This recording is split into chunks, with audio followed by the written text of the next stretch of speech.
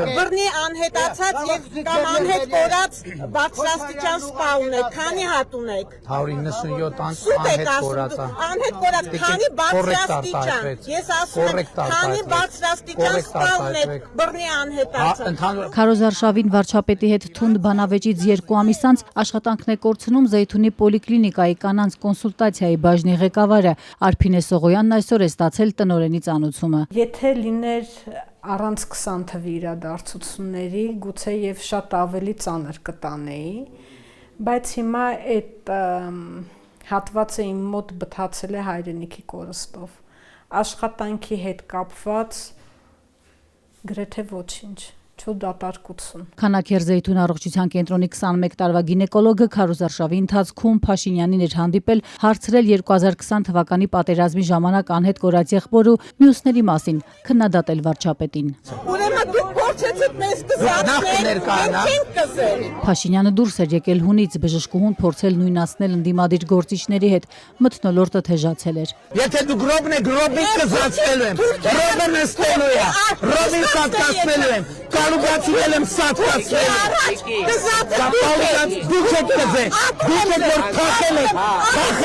Բժշկուհի Սողոյանը սակայն հենց իր ընդդիմադիր հայացքներով ու Փաշինյանի հետ հանդիպմամբ է պայմանավորում այսօրվա ծանուցումը։ Մի քանի անգամ եղել էր այդ բանը, նենց կիսակատակով բանով ասել եմ դե չեմ գրում, ոնց ուզում եք հանեք տենց։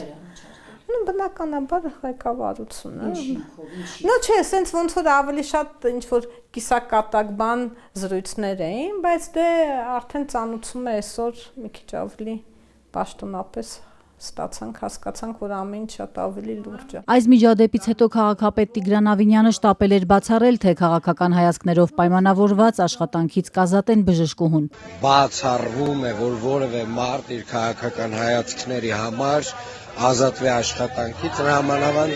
անկախ ամեն ինչից խոսքը գնում է կնոջ մասին, ով եղբորն է կորցրել։ Ավինյանի այս հայտարարությունից 2 ամիս անց, սակայն Երևանի քաղաքապետարանի կրճատումների տակ ընկավ հենց ընդդիմադիր հայացքներով մասնագետը։ Մամուլի ծառայությունից այսօր Ազատությանը փոխանցեցին, որ կրճատումներն առողջության պարտադիր ապահովագրության շրջանակում են։ Երևանի քաղաքապետարանի ենթակայության առողջապահական հաստատություններում տեղի են ունեցել հաստիկների կրճատումներ, այդ թվում գինեկոլոգների, եւ որ հավելյալ պահպանված հաստիկները առաջացնում են լրացուցիչ ֆինանսական բեռ, այդ թվում բաժնի վարիչ հասկացությունը, իսկ դա ֆինանսական փոխհատուցման ենթակա չէ։ Չլներ այդ միջադեպը ես լրող տեսակ չէ, ինչ որ միևնույն է, ես բարձրաձայնելու եմ, ես պայքար, չգիտեմ ինչ, այդ դրվագով չլներ, միգուցե մի ուրիշ բան նախատեսվեր իմ համար։ Մինչ Ավինյանի ղեկավարած կառույցում ընդգծում են բուժական գծով փոխտնօրենները ունակ են լուծելու բուժարուի ցանկացած հարց, Սողոյանը ցույց է տալիս այսօրվա ծանուցումն ու ընդգծում այս պատճառաբանությունը տրամաբանական չէ։ Ըստ դրա բազմամյա բժշկին այլ աշխատանք չեն կարող առաջարկել, ելնելով նրա առողջական վիճակից։ Սողոյանը, որ պնդում է առողջական խնդիրներ չունի եւ երբեք չի բացակայել գործից հիվանդության պատճառով, տարակուսած է, ինչու են կրճատում հաստիկները, եթե պոլիկլինիկա դիմողների թիվը չի կրճատվել։ Պարզապես նրանց մի մասն արդեն սպասարկվում է ոչ թե պետպատվերի, այլ համընդհանուր ապահովագրության շրջանակում, իսկ դրանից բժիշկների ծանրաբեռնվածությունը ոչ թե պակասել է, այլ ավելացել։ Սողոյանի կրճատումից հետո ավելի քան 10,000 կանանց այսուհետ կսպասարկի 3 բժիշկ։ Հաստիկ է կրճատվում, իմ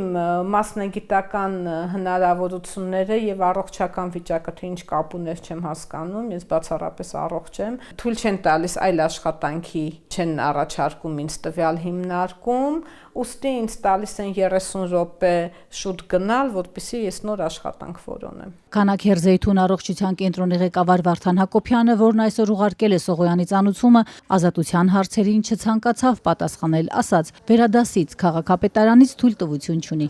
Ես գիտեմ, դուք ասեք, բայց քաղաքապետարանը պետք է թույլտվություն ունի, պրոբլեմ չկա։ Արփինե Սողոյանը հարցն այսպես չի թողնի, աշխատանքից ազատման հրամանը կբողոքարկի դատարանում։ Բնականաբար բողոքարկելու են։